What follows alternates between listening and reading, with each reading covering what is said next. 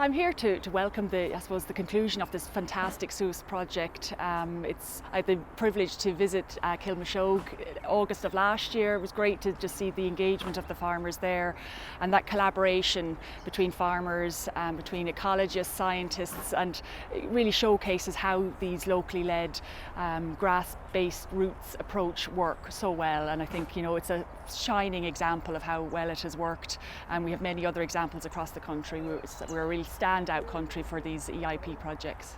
It's important because we have we are in a biodiversity crisis. We know 3/4 of our land of Ireland is under agricultural use, so we need that farmer engagement. And we've tried, I suppose, one-size-fits-all approaches for many years. They don't particularly work very well when we're trying to protect biodiversity and preserve landscapes. But when you get farmers engaged at that level, and they're engaged for a common purpose with the support of scientists and ecologists and hydrologists, you get a different return for that. And I think it's shown how it works so well.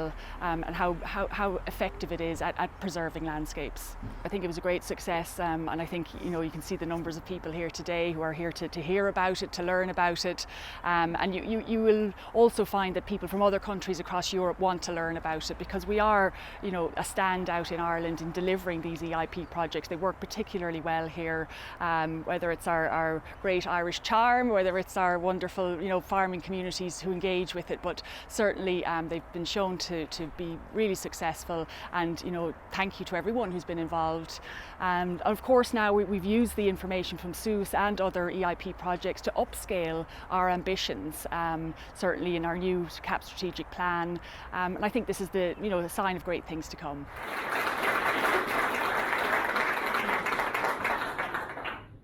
Look, good morning everyone. It's a real pleasure to be here in a beautiful morning here in Wicklow, and you can see far and wide what a beautiful part of the world it is in. So look, a real pleasure for me to be here, and it's great just to, I suppose, to see how successful this SUAS project has been, and you're going to hear all about it for the rest of the day, from how it got started, how effective it worked, and I think it's such a good news story.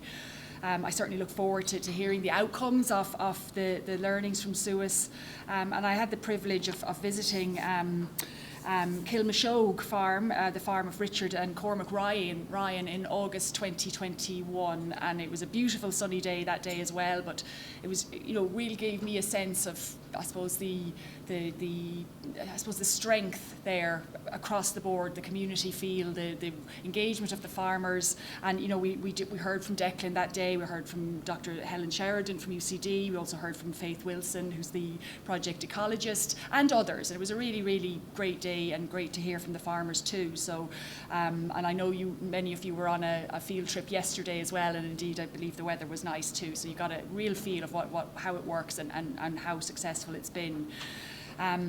We speak a lot about the EIP projects here in Ireland, and to date my department has allocated 66 million to EIP-AGRI projects, currently supporting in the region of 3,000 farmers to engage in these locally led approaches.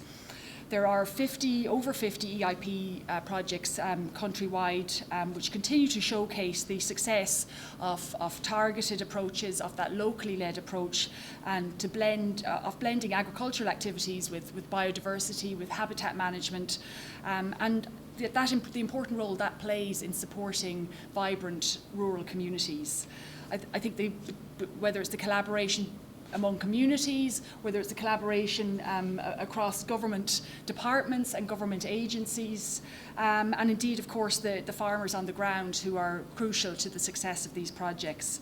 These EIPs have been a great success story here in Ireland, and we have the most ambitious EIP initiative of any member state in the EU, and we are lauded continually for that.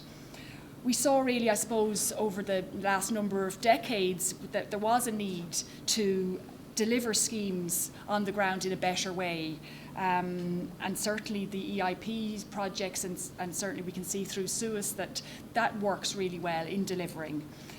They are an important step, the EIPs, for Ireland, if you like, to develop and progress our agri-environmental schemes, and certainly the innovative element of them enriches our knowledge. It adds to our knowledge and helps us design better programmes in the years ahead, and I believe that's what we are doing very well at this stage. So building on what was delivered in either previous agri-environmental schemes such as GLAS, but certainly through the EIPs, we have identified higher priority areas and developed bespoke solutions. And that's important because if we're taking a landscape level approach, we need different solutions in different landscapes. The uplands are one example of that, and you take a different approach to the uplands than you would to other lower land areas or perhaps other river catchment areas. We have learned, I think, and maybe people might criticise us, we were slow to learn perhaps, that maybe the one-size-fits-all model doesn't work for biodiversity and sensitive landscapes. You need that bespoke approach. And I know that the SUAS project has developed an approach to grazing management that is based on this principle and has delivered positive results. Current EIPs, including SUAS, have set baselines for all habitats within their schemes and developed this really all-important results-based system, which builds on baseline data. So you reward improvements in landscapes and habitats. SUAS is one of 7 EIP projects, in addition to the pearl mussel and hen harrier projects, which work in an upland context. So I suppose you can see the value of managing our uplands in a sustainable way, and certainly, you know, my department and through the European Union supports have thrown money behind that because that is important. And you know, the rate and type of improvements over a period of years can be seen. The systems of dealing, I suppose, with commonages have been trialled in all of the EIP projects, and certainly the SUAS approach to formation of commonage groups has been particularly successful in bringing shareholders together to implement habitat management on the uplands. Many of the EIP projects require a significant change in practices that you know, to the practices farmers have maybe been undertaken for decades. So I mean, there is a mindset shift also required, and I think farmers have embraced that, engaged with that, and it's delivering. Certainly a large part of the work of the SUAS project has been in developing new ways of working together through the formation of these commonage groups and developing new approaches to grazing and vegetation management. There's a lot of training undertaken by the EIP projects, and certainly want to commend the SUAS team for their hard work, but in particular the many farmers, as I said, who enthusiastically embraced these new practices and really the EIP ethos of farmer involvement in the design and ongoing management of projects.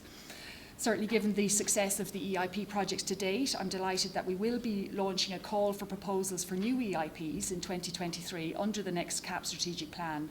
And as part of the development process for that call, we will be consulting on possible themes for the call for EIPs. For that purpose, I will be opening a national conference on EIPs in Athlone on the 28th of November. The conference will give us an opportunity to get a good overview of current and past EIPs and to discuss potential themes for future EIPs for further exploration by my department. And I hope that many of you are available that day to join us and to share your knowledge and insights into your EIP experience.